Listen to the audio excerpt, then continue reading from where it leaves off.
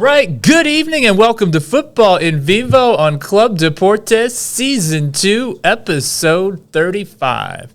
We are every week on clubdeportes.com. Be sure to follow us on the platform formerly known as Twitter, at Futbol Austin, Futbol Austin. Follow Club Deportes at Club Deportes for all the latest and greatest sports news and commentary. Well, you have to go to clubdeportes.com. I am your host, Eric McCoy, and I am joined by a man who wants the record to show that he was the very first person in all of Austin to utter the words, Borrell out. It's David Alvarez. Welcome to the show, David. Welcome back. We missed you last week. Hey, I miss you too. You were too heartbroken, weren't you? Just too heartbroken after the big news that broke last Sunday, weren't you? It was a day of... That's a tough day for you. A day of mourning. I think it's fair to say. Yeah, more than that. You know, high emotions. More than that. Too many emotions. So I'm glad now I'm taking a week to it because I was in a situation that probably... I would have not been very rational about any of my comments. Usually you're a very rational guy. Very, very rational. I try to rationalize things, but that was really hard for me that time. But I'm glad. We're here. Glad you're back. So we actually have some good news to discuss this week, unlike the previous shows where it's pretty much just been all bad news. Obviously, I'm referring to Austin FC 2 and their big win last night in the MLS Next Pro Western Conference Final. But before we get to that, David, I want to let you cook for a second here. Obviously, the big news last week that broke last Sunday was Josh Wolf. He's not going anywhere. He's sticking around for at least the beginning of the 2024 season. I want to get your thoughts. We didn't have you on the show last week.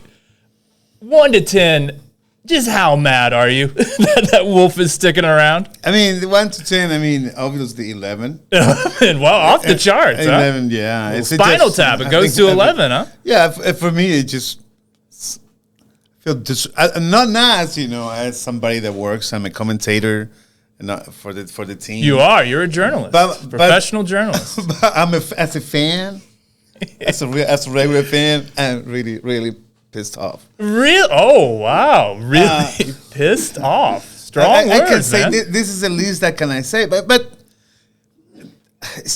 you need to get the positive. You always need to get the positive. You guys ended last week in the show in a positive note. We tried to. We look on the bright side of Futbol En Vivo. There's a lot of anger in the world. We try and be positive. It's like, okay, we're going to stay with Josh Wolf eventually. The scouting. Mm-hmm. Borrell was clear when he said right after the game that the scouting, I believe Josh and his staff deserve increased levels of support from our scouting network, and we intend to deliver that support immediately. Josh is a very good young head coach. Another results this year are disappointing.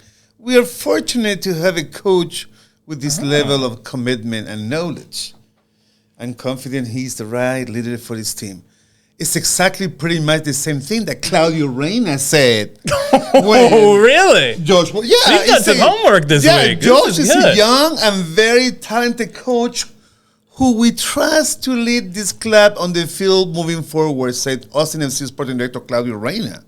The style of play and work ethic he has implemented and his mentorship of our players has created a really strong culture around our club and led to an incredible amount of growth in a short-term period.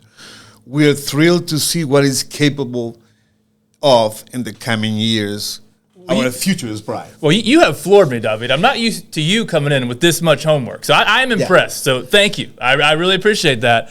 I have to ask, though, so what do you think? That's interesting that you brought up these two very similar quotes, one from Austin FC's previous sporting director, Claudio Reyna, and then from the current sporting director, Rodolfo Borrell. Obviously, we know how it ended with Reyna. We know not exactly the most beloved figure here in Austin. And Borrell, I think people are trying to stay optimistic about him. But what do you think that they're both offering these very similar quotes about Wolf? What does that make you think? I mean, it's clearly it's the repeating theme.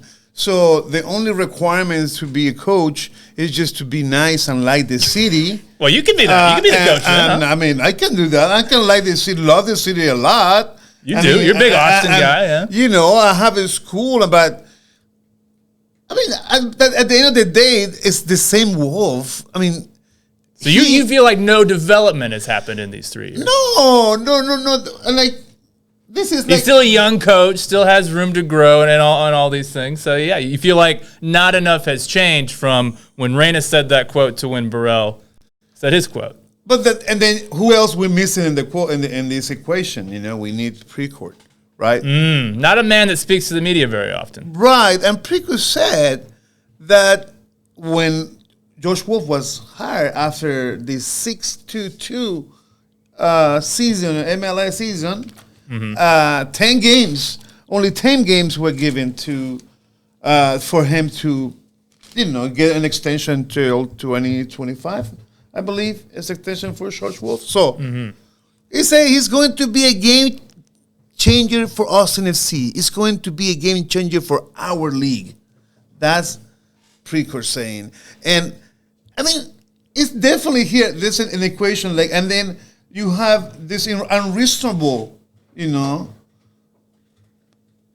have any progress. I mean, you're at a loss for words, David.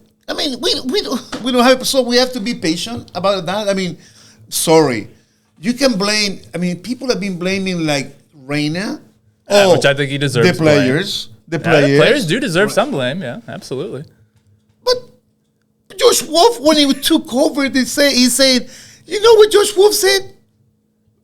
Wolf, as interim chief soccer officer, taken to his head coach duties and practice. Wolf said he is more closely driving scouting and decision-making on players. But note, he has been involved in this process as an early Austin FC hire. Working with owner Anthony Precourt and interim sporting director Sean Rubio, the club's brain trust has a slightly new look. Driven by trophies.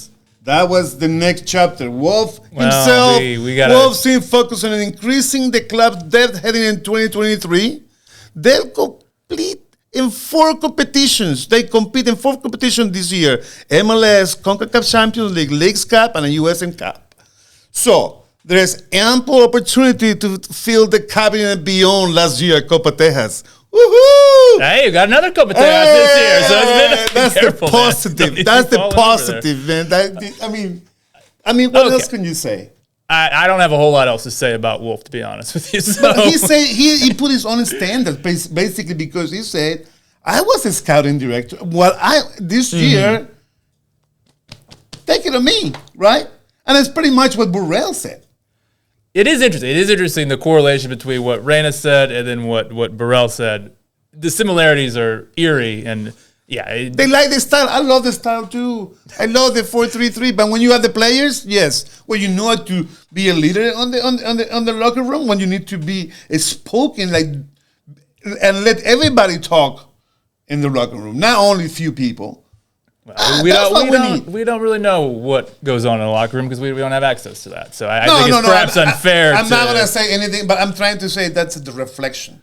Okay. That seems like the reflection. The impression that you're getting. Especially when Diego Fagundes was traded. Okay. So I think for now, let's close the book on Wolf. Okay. He's never far from discussion on this show or any show about Austin FC. I just want to mention you have one other thing. So what would you like to say?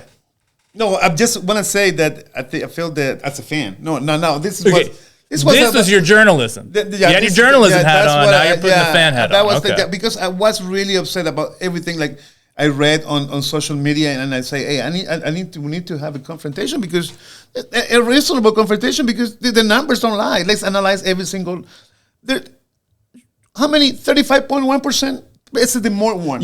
Adrien Heath was bringing up those numbers. 35.1. Or Adrien, Heath. I don't know, but the idea is only won 40 games in 3 years. Not a lot of games. So. And who has done that? I mean, I think how many play? I mean, acting play. Like in many teams, 4 days, 6 days, 6 games for Germany. In Germany, like how many games? Enough. 4 games, Audi went. Outflick went. Right? Yeah. My team, man, as so wonders. Actually, finally, we was so close to making last week, this Sunday, but barely missed it. But it's a different story. Okay. Yeah. Well, we'll talk about that. Yeah. I felt like you'd have some things to say about Wolf remaining Austin FC head coach, and you did not disappoint, David. You certainly had a lot a So as a fan, I'm very pissed off because I feel disrespected. You feel disrespected? Like personally disrespected. It's personal. I think it's really personal because I've been in football in Austin for 30 years. Yeah, you're one of the originals. One of the originals. I think all the different. You and Jens Busch, right? You and Jens Busch, one of the originals. Yeah. That's all those. Yeah, there's so many other people that have been always there, but some people did not stay with the Austin team. I stayed with the Austin Aztec, from the beginning. Always, yeah. And the second Austin Aztec, not with the ball.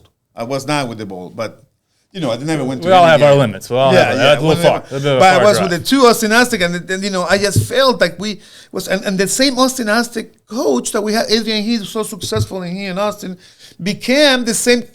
What happened to Adrien Heath, though? What happened to Adrien Heath? That made it to Minnesota, and Minnesota was for 7 years, but he had only fired. one good season, and he was he had a 38 point winning percentage, which is higher than Josh Wolf. It is, but he's out of a job right now, though. He's out of a job. Yeah, so that's the bottom line. I mean, those are the numbers, don't lie. I mean, we can see any single number for a coach. What have you done? I completely asked. And not even his own goals. He say, I'm gonna get silverware this year. We got a Copa Tejas. They won Copa Tejas. Well, as a fan, that's not enough. That's not enough for you, Copa Tejas, yeah. That's not, but that's a good example of. To be fair, I didn't see too many people celebrating the Copa Tejas this year. I don't think it's really placating the fan base. Okay. For now, let's pause the Wolf discussion. If you can compose yourself, I've got good news for you, David. I have to be patient. You gotta be a little patient. But I got good news for you, man. It's gonna cheer you up. Austin FC 2. They're the MLS Next Pro Western Conference champions. They had a 0-0 draw in regulations with Colorado Rapids 2 last night, and then won on penalty kicks 4-1. A gorgeous Panenka to seal it. A couple great saves from Damian Lott. But you see the scouting? Who was responsible for the scouting? Was it Sean Rubio? I believe it was, I forget the name. But it was with Sean Rubio working, and now he's being let go because Rubio's at Toronto now. So I actually want to get to Rubio in a second. But let's focus on the positives here, David. Let's try and for just a few minutes focus on the positives. The positive is the Panenka. For me, the most important thing is the Panenka. You can. Okay, here we go. Okay. Now that we're gonna get. Okay. Oh yeah. Well, let's see the highlights. Yeah, if we could roll those highlights, we got to calm David down and get him on a subject that isn't Josh Wolf for a few minutes here. Because Josh Wolf played no part in this game, David. He's not the manager of Austin FC 2.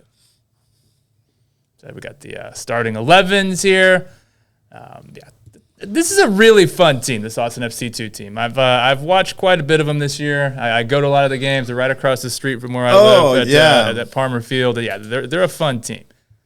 And I know you've been following them particularly closely, David. You watched all these games. No, I don't. Did you watch this game?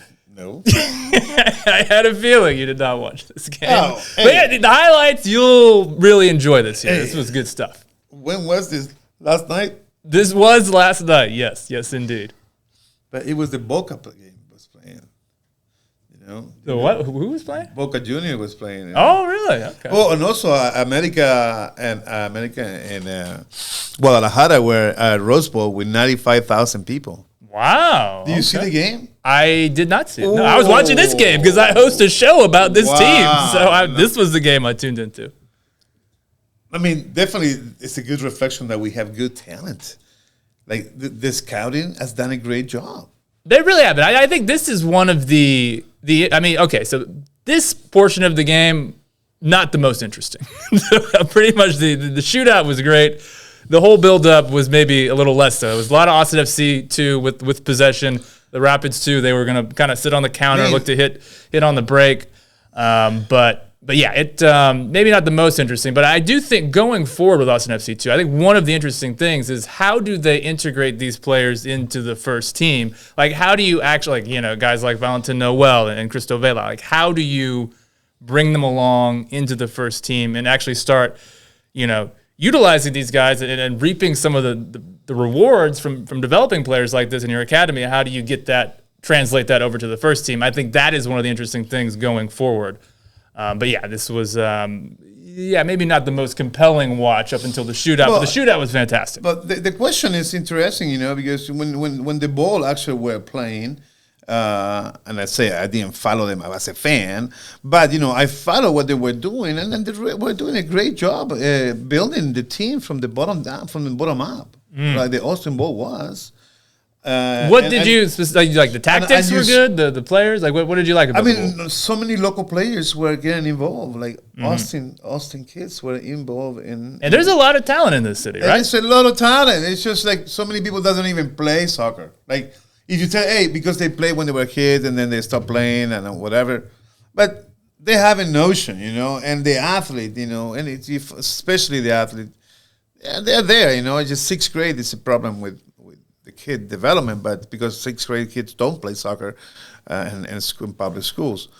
No, the talent is there, and you integrate them, just like Philadelphia does. Like you see, absolutely. That is a great example, David. Great example. That's I think how it's that's. And I think that sounds like, based on some of what we've heard from Borrell, something that they're looking towards. Because if you actually, not to turn the discussion back to coaching, but Jim Curtin in Philadelphia did not start off with a very good winning percentage. Yeah. But he had a philosophy that trickled down to the academy level, and they see the benefits. Well, last year when we played, they have like 3 or 4 kids from the academy, right? That's a pretty regular pipeline. When we play, yeah. So it's just like every year they're constant. That's why I think we need to copy. I mean, not reinvent the wheel, right? Just copy the wheel, integrate the kids constantly. Like this year, kids should be practicing with the first team, right? I think that is a good point, especially a year where us FC were struggling. Maybe we saw CJ Fodry, get some minutes with the first team, but otherwise, not a whole lot of integration going on there. But it also, I think, worth pointing out, just kind of looking at the numbers. So possession in this match, 61-39 to Austin FC. The shots, 14-13 in favor of Colorado Rapids 2. But the 3 big chances, according to FOTMob, for Austin FC, 0 for the Rapids. I do think that in open play, Austin FC 2 were the better team in this match. And in this Colorado Rapids 2 team, this was the number 1 seed in MLS Next Pro's Western Conference. This is a good team here. A team that had beaten Austin FC 2 recently in regular season play. So this is, I think, overall. The 2 bottom teams having a good season with the kids. Okay, that's interesting. Plan B is better than Plan A. I saw a tweet from Los Nerdes Verdes. They're an account run by the Cap City Soccer guys. They basically had a tweet that showed there is not much correlation between success at the MLS Next Pro level and first team success. So that's coincidence. Well, again, that's why the worst play teams have the best. Well, again, that's why I bring up the key is, okay, how can we capitalize off of this? As Austin FC, like how can you get these players into the first team as successful? Let's start the kids quick. Start the games when we need them. Like, what can you? They can start already, right? How old are those kids? Well, I don't know if you want to start all of them, Davi, but there's a few that I think. No, but I'm saying, like, for example, the kid that had they take the penalty, like, who takes the penalty like that? That is a bold kid right there. We're going to get to it. Have that, not only the talent, but how you call it? You say tiene huevos. Like you have the balls pretty much to do it, Panenka, for the last penalty. I mean, who does that? Because would you do that, David? Huh? Would you do that? Alexis Sanchez did it in the 2016. Would you do that? Would you go with Panenka? I'll try. I'll try, but Would you say? It was very look well at that! done, Look Panenka. at that! It's a gorgeous Panenka, and in the last minute, I mean, to have the personality to take that like that, you need to have huevos. You have to have mucho huevos, and the quality too, because that was a beautiful Panenka. Yeah, you have to take. That was really the quality, good. Beautiful Panenka, because Alexis Sanchez Panenka was not as beautiful as this one. Really? Yeah. This is better than Alexis Sanchez. I think so. Wow. I think because the way the ball went, like, look at it went like. I mean, beautiful little rainbow right there, isn't it, David? I just said yes. I know you like your penalties. You gotta like this. I love it. That's my favorite. Also, if you reach the level of playing this with the playoff and winning in penalty kicks, that shows you're a real champion. Absolutely. If you win penalty kicks, you're gonna be a champion. Let me ask you, David. Sunday, 4:00, Austin FC 2 against Columbus Crew 2. Are you gonna be watching? What time is it? It's at 4:00 Sunday afternoon. Sunday afternoon at 4:00. No NFL for you this Sunday, David. You can't watch any NFL action. You got to be tuning into this. I'm not that into the NFL. I mean, everybody talks about the NFL, but it's kind of 49ers or whatever. Well, I'm with you on that. I don't care anything about the NFL. I don't want to hear about it. But this, I want to hear these kids. And I think I recognize some of those kids, really. I think, because I know some kids have been playing from in the different. So you recognize them from your coaching days? Yeah, it's in the old days when I used to coach. I think I might recognize some kids, but yeah, they're pretty young. They're pretty young. I mean, congratulations. That shows that there's depth. There is depth, and then how to integrate it. That just take one word: a coach. The coach is the one you need to ask a question. You don't ask me a question because. Okay, well, I'm actually going to ask you a couple different questions. Yeah, that's the bigger question. I can tell you that we're not going anywhere next season. I'm telling you right now. With this coach, we're not going anywhere. Okay. But before we get back to that subject, let's talk a little bit about this game right here. So Austin FC 2, obviously having a very successful season, about to play for the MLS Next Pro Championship. Mm-hmm. Does the success of Austin FC 2, does that help alleviate some of the frustration caused by the first team? Is this going to help fans, kind of stay on board with Austin FC overall because of the success of Austin FC 2? I can compare that with the last game at Q2 Stadium with LFC. Mm-hmm. The last, on goal by Cellini, I think that's the feeling I can tell you can compare to the same feeling. So you think basically just about the feeling. It is. I feel that same way. Cellini scoring a goal and then we're scoring 2 goals, but it was 4-2. It didn't look that bad. So Austin FC 2 reaching the MLS Next Pro Championship means as much to you as a Chiellini own goal in a game that finishes 4. Yeah. So you're saying this doesn't mean a whole lot, is what you're saying? No. It means a lot. But the Chiellini own goal didn't mean a whole lot. And for what we won, that's what the people of the city of Austin and the majority want is to win games and to be proud of winning games and be consistent and winning because you say you're going to win, right? Mm-hmm. That's the main thing. That's the only thing I have to say. So if you don't do the job, there's other options. People can do other things that they're more, Some people they're great soccer players, but they're not good coaches. Okay, and I actually think we have some interview footage after this game that has excited you so much, David. So if we can actually get those. You know about that. Many soccer players cannot be coaches, like Diego Maradona, for example. Yeah, he was not a great coach. So I think we're gonna roll the interview footage here. Coach, what a match. Now Western Conference champions. How do you like the ring of that? Yeah, I'm just so proud of the group. I think first and foremost, we got to just say a huge congratulations to Colorado. An unbelievable team. They're one of the best teams all year. they bring out the best in us, and it was a great game. But I'm just so proud of our team. We've been at this thing for 40 weeks. We started from scratch. The team was even beginning before I even got hired.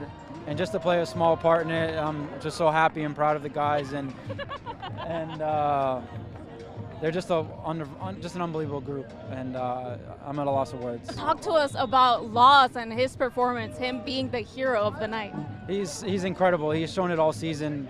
He's a goalkeeper of the year for a reason. He comes up big. I can't say enough good things about Damien. He's just an unbelievable person, and just a heck of a goalkeeper. So.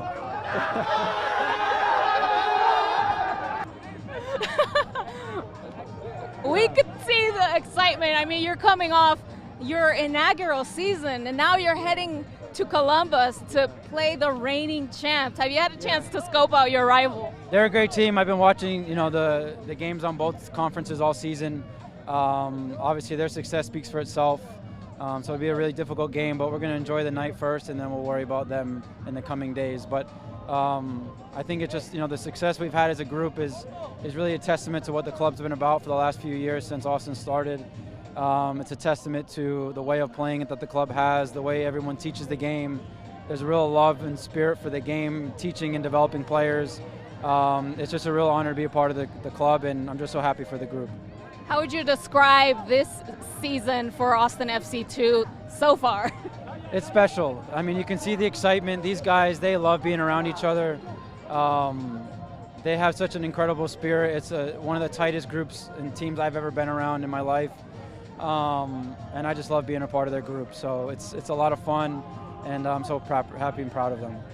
Thank you, Coach. Congratulations. We'll let you keep on celebrating because it's just getting started. Thanks a lot. Congrats. I appreciate it. Thank you so much. Well, David, since you're a real expert, I think, when it comes to assessing coaches. So what did you think of Coach right there? That post-match interview, what did you pick up on? Well, it's very positive, and acknowledging everybody and the team, Is that different from anyone else you might know? Well, I mean, you have to be positive also. I remember when we were eliminated, there was one game, the Violet Q2 Stadium, George Wolf interview right after the game. For me, it was the best thing ever. It was a positive. It was the best. What did you like about that? Because he said, I'm really disappointed with the result. The performance, to a lot of degrees, Wolf said. But again, I'm going to take responsibility. I did not get these guys wound up enough to compete and understand what this was going to be about, even as much as we talk about it. Those were the words. So you like that? So you like taking the responsibility there? Okay. Which, to be fair, we haven't heard a lot of that in other post-match interviews. So I agree that was a rare moment of humility, shall we say? I think that was positive. We didn't get enough of that, though. Yeah. But you do like what we saw from the Austin FC2 coach there, though. Yeah. And, and when you say about the overachieving, Borrell overachieving, I always, that kind of keep going in my head. But anyways. You're thinking on that one, aren't you? It's great for the team. Great. We're having a great chances. You need to talk like that. When you win, you acknowledge everybody. You like crediting the opposition there, you think was good? Always. Do you find it odd that he didn't say anything about, like, thank you to Josh Wolf for everybody, all the support throughout the season, and we didn't get any of that? Does that surprise you at all? He said, Wolf said, I think that he was responsible for before Borrell was here. So who hired? It was Wolf involved in having this coach? That's a question. Yeah, I'm not sure what his involvement was. But he said he was, I'm doing as an interim coach. He like tack on his head coach during, and he did pretty much everything. He was even selling hot dogs outside the stadium. But he's pretty much Anthony Prickard. Good friend, and I think that's the main reason why we still have him as a. Okay. After 9 years of knowing each other, I don't know what else was to say. Okay. Couple of questions that aren't related to the coach of either Austin FC or Austin FC2. David, Damian Loss, the goalkeeper on Austin FC2. This guy is really, really good. Made a couple of saves in the shootout last night. He was MLS Next Pro Goalkeeper of the Year. I don't know how much longer you can keep this guy down in MLS Next Pro.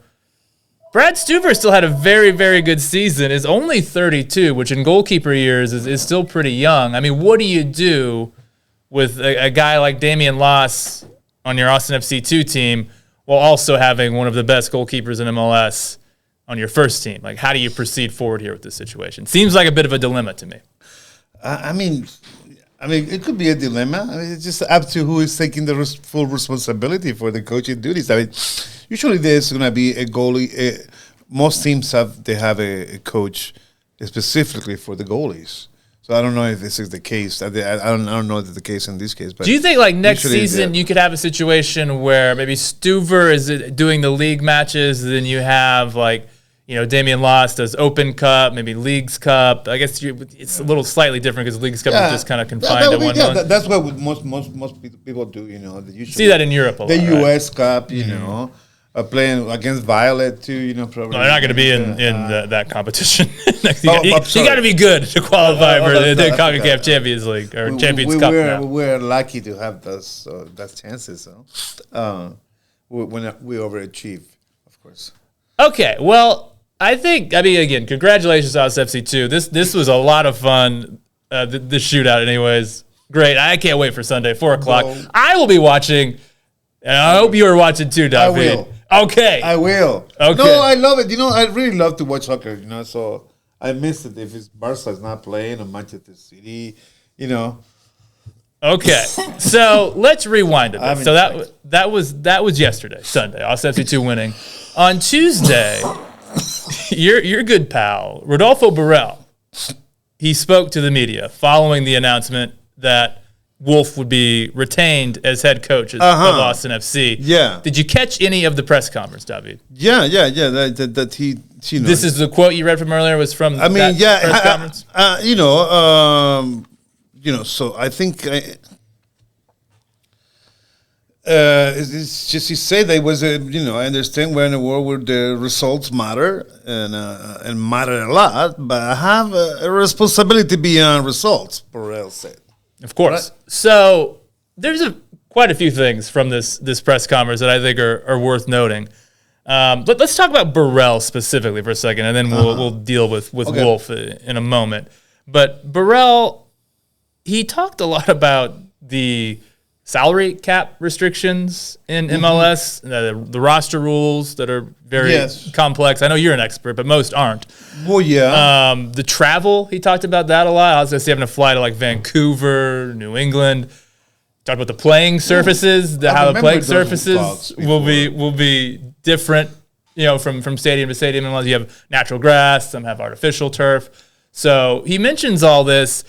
That concerned me a little bit, that he was in talking about why Austin FC, you know, got into this funk this season. He's pointing out things that basically every team is dealing with, not just Austin FC. I mean, every team has to deal with long flights. North America's big. Like it takes, you know, wherever you are, you're gonna have long flights. You're gonna have the surfaces are different for all teams. People complain when they have to play in the altitude. Right. Well, yeah, I think I don't really know if did that concern you, that he's bringing up things that he should probably already have been aware of coming over to MLS? Did that worry you at all? Well, yeah, it does indeed. It worries me. But the tenure of Borrell worries me. I mean, what he has said and what he has done, and the time he has been here, it's been 4 months now. Mm-hmm. 4 months since July 15, I believe. But anyways, right, yeah. 4 months, and what was been the score of the team in those 4 months of tenure by Mr. Borrell? Okay, I don't think we can fault Borrell too much for USFC's record in the 4 months. He didn't have a whole lot to do with it, right? Now, okay, here's the thing I will say. And I think you'll agree with me on this, because Jorge Chavez and I disagreed last week on this. I think this team still makes the playoffs if Diego Fagundez isn't traded.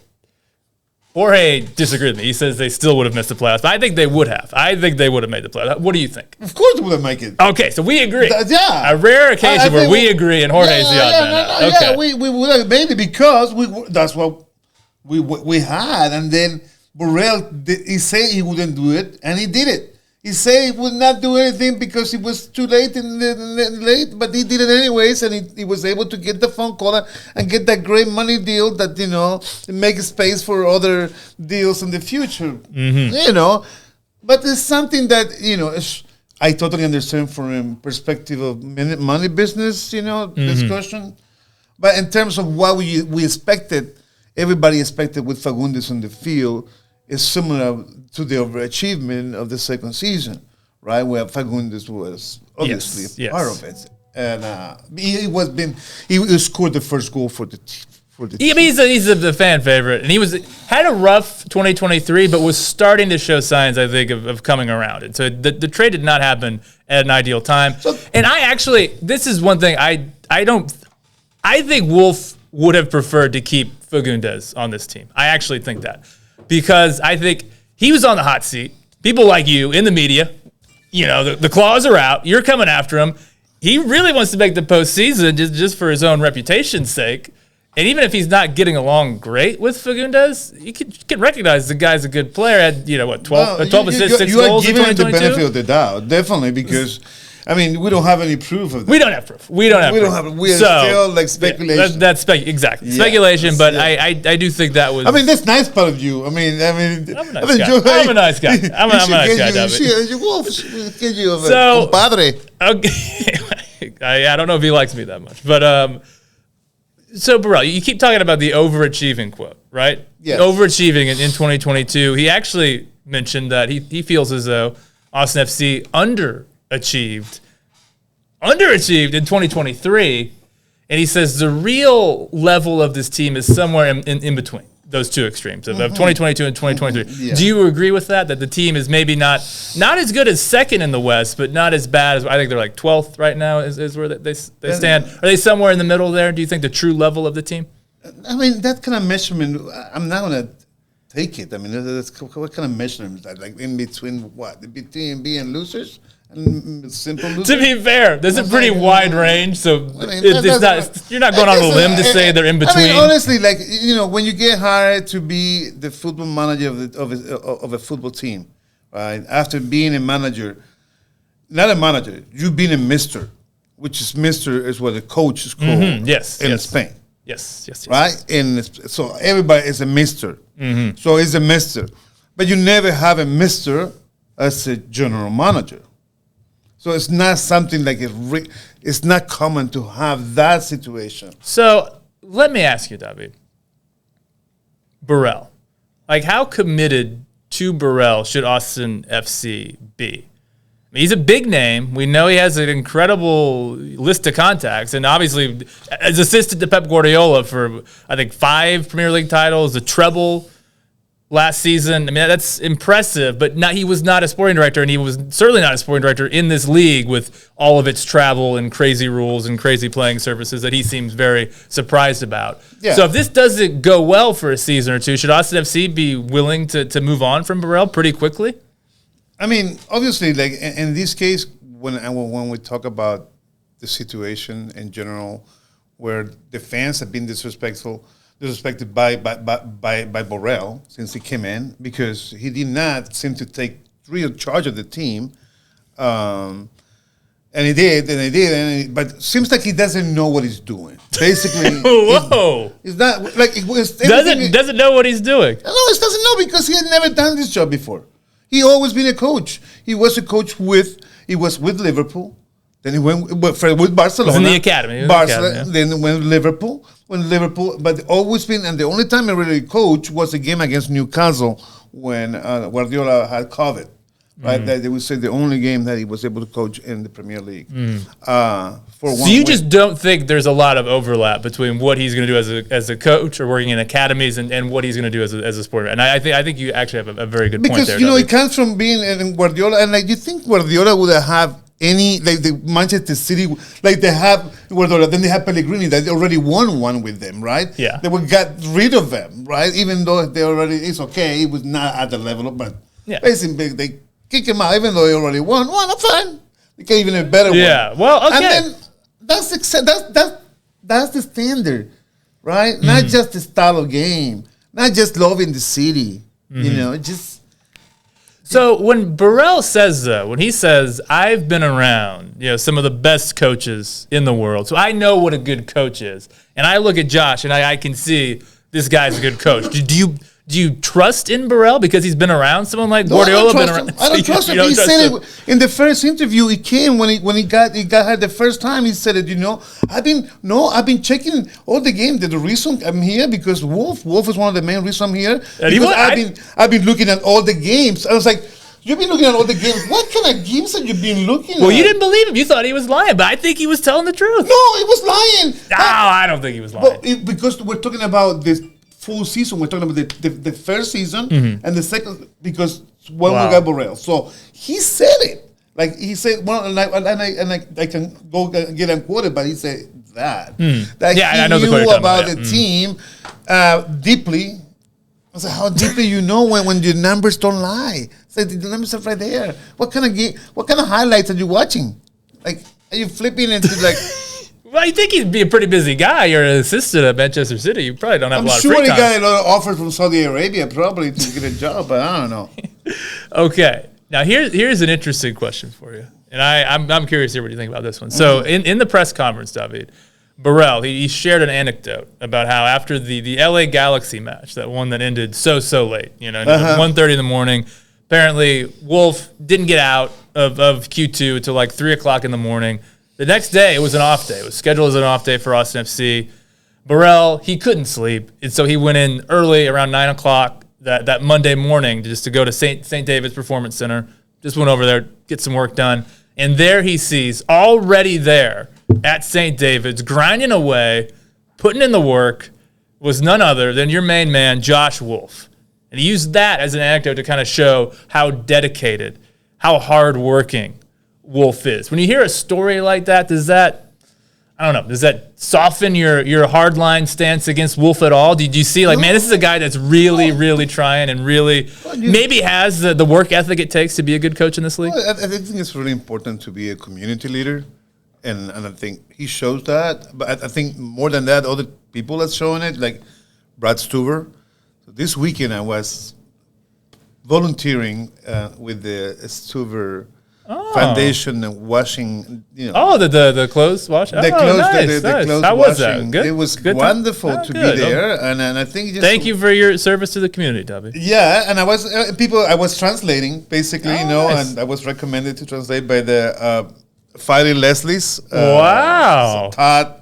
Dropping a few names there, Dubby. And so we got to see actually Stuver in the morning, and when we went to get all the stuff, getting ready to do the work, and it was really nice to see him. And obviously, he's a nice guy, Brad. Very nice guy. Obviously, he knew me. He didn't say, "Hey, who you are?" No. He said, "Hey, come on." So okay, I feel like he knows. He loves Futbol En Vivo. I'm sure he watches us every week. I knew because I was like, "Oh, well, that's cool." Yeah, that's nice. But he's doing it's a great volunteer opportunity, and he does it in every place. Yeah, he plays football. So and he's just a great leader. Stuver for the community. So, are you saying, David, that you don't think Wolf has done enough to endear himself to the Austin community, just kind of beyond football? Like we don't really see. But this example of like I'm telling you, like some players are doing. It's like nice. It would be nice to see that from Josh Wolf. But it's a busy job. I mean, when you were most of the year, you were also this football director. Probably not a lot of free time. Scouting director. Yeah, probably not a lot of free time. It's hard. Yeah, most definitely. So, looking forward, David, to 2024, I mean, what do you think we need to see from this team as far as tangible improvement? Like, does this team need to make the playoffs in 2024?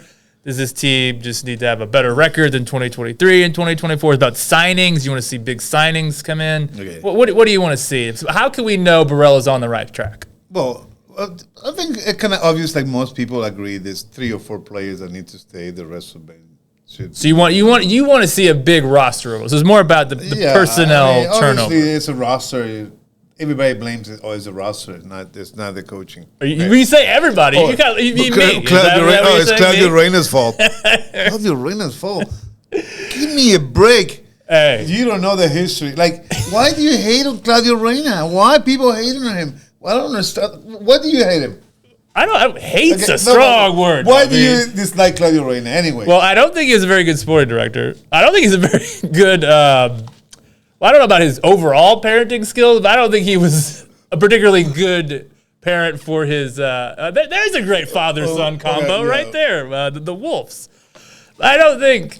And the man of the man, Rigoni in the back, which is such an important part. Another key figure right there. Rigoni All your favorites in one picture.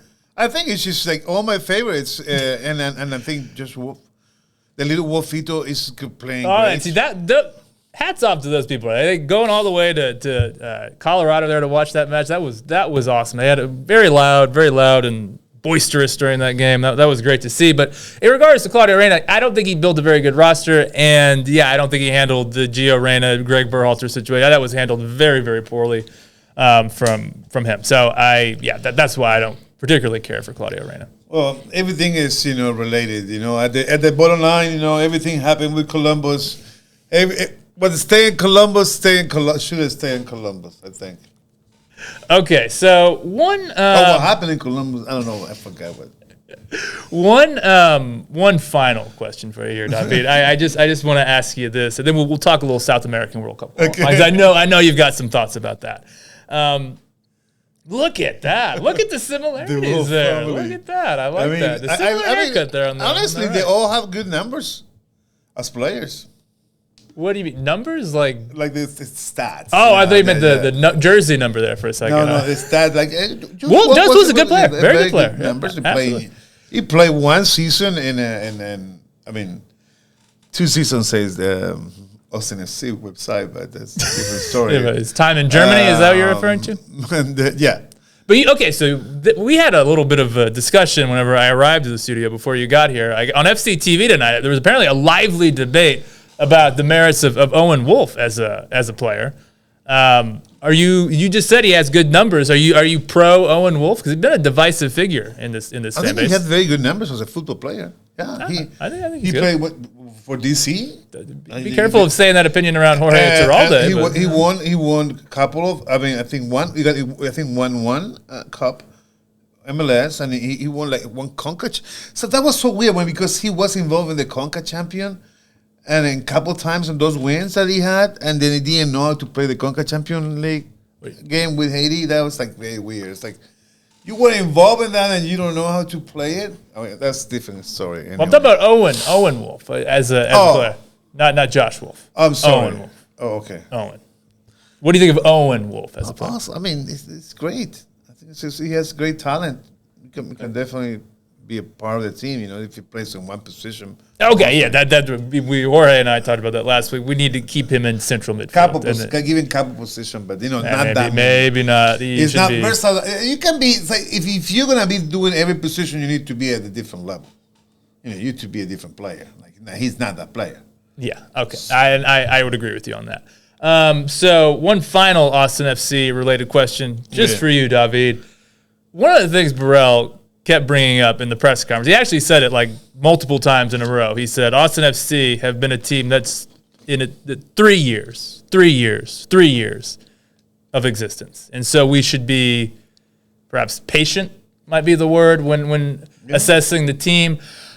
I look at the MLS standings, David, and I see St. Louis City in their very first year. They're top in the West. Okay. So I feel like by now 3 years that's not really. I don't think it's a good enough excuse. You could be a decent. We have a very clear precedent, clear and dangerous, with Adrien Heath leaving Minnesota because he really stayed for way too long with his numbers not being really good. And you like Adrien Heath. I really like him. He had better numbers. He's a friend of yours. Yeah, but. He's an idol, right? You never touch idols, so you gotta be careful with the idols, right? Would you take Adrien Heath as Austin FC head coach going yeah, to 20? definitely. Okay, you would. Yeah, because he did create we're talking about the community building. He did that in Austin. He showed up on Futbol En Vivo. He showed up in Futbol En Vivo. He showed up here at the St. Andrews and the other school over there in 360. He was coaching, helping. They have videos on YouTube, coaching, Austin kids. That was great to have him. You still can see the YouTube, Adrien Heath coaching tactics and techniques, drills. So it was great to have Adrien Heath. But yeah, I definitely will have Adrien Heath as a coach. His numbers are better, and Marginally he so. knows the city. He knows the city better than anybody. So Even better than you? no, man. At those times were old days. I feel so old. You're a young man, David. You're but a young man. That's a long time ago. But yeah, Adrien Heath, I like him. He was. He seems like a funny guy. I like whenever he was. He had good numbers with the Austin Aztecs. Remember he got I guess suspended for that game. So he was sitting up there in the little window looking out. That was funny. I like that. He showed a bit of personality there. But definitely, it's way too long. Here people is very patient.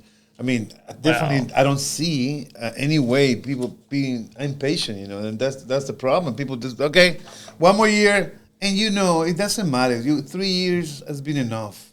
Well, I agree with you. I think that's not. It's enough. It's enough. Well, Borrell's been here a short time, so I don't put a whole lot of this team's struggles on Borrell, but I do think just saying it's been 3 years.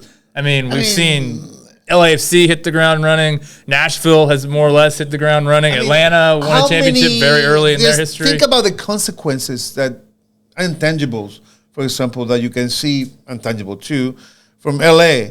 LA Galaxy when they had the boycott. You bring up this boycott a lot, David. Yeah, because many fans of LA Galaxy just left the team altogether. Yeah. Many of them. Well, it's a cautionary tale for Austin FC, right? Yeah, many left it all together, and the same thing happened in this case. And when Austin FC sees this season, and not only because of the field, but also because to be the access to the games was limited to all audiences unless you have a pass to Apple TV, right? So people were disappointed. My son stopped watching Austin FC being a fan anymore. No more jerseys. Nobody. Never asked me. Now only Haaland. He was an early Hollander. Yeah, and Chile, obviously.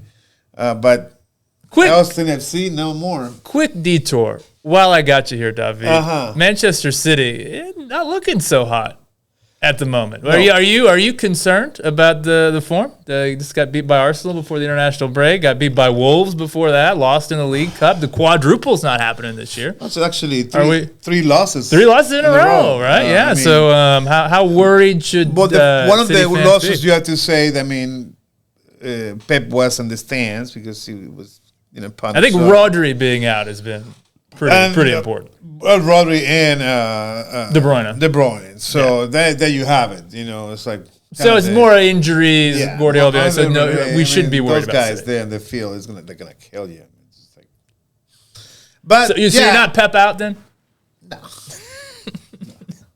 No, and that's the thing. It's like how you can have been worked with Pep Borrell, Mr. Borrell.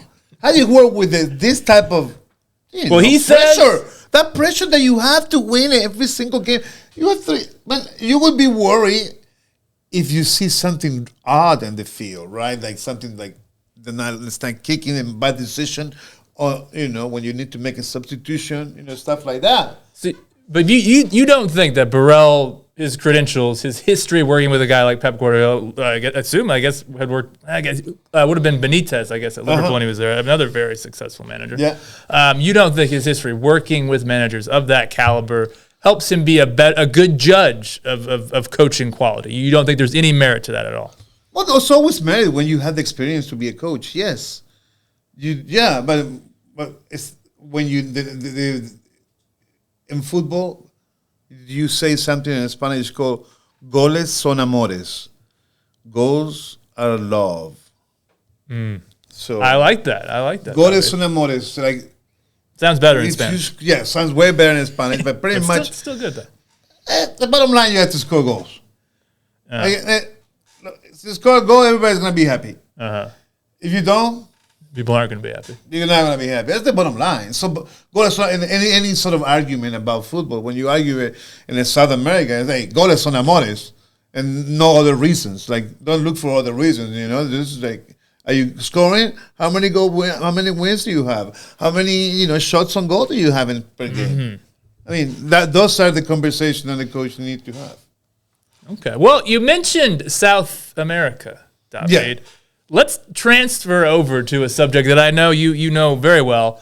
And I'm going to be honest. You were honest on this show. You said you didn't watch any of Austin FC 2.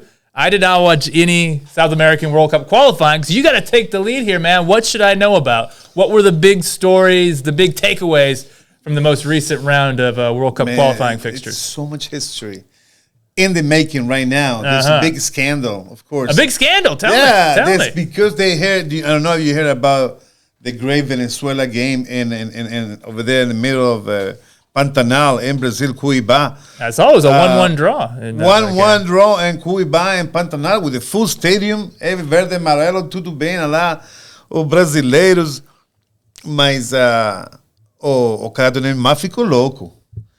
Neymar was a little bit too crazy. He got in a fight at the end of the game. With a Venezuelan player? Yeah, with the Venezuelan player. And then they everywhere, Vinicius, Neymar, and...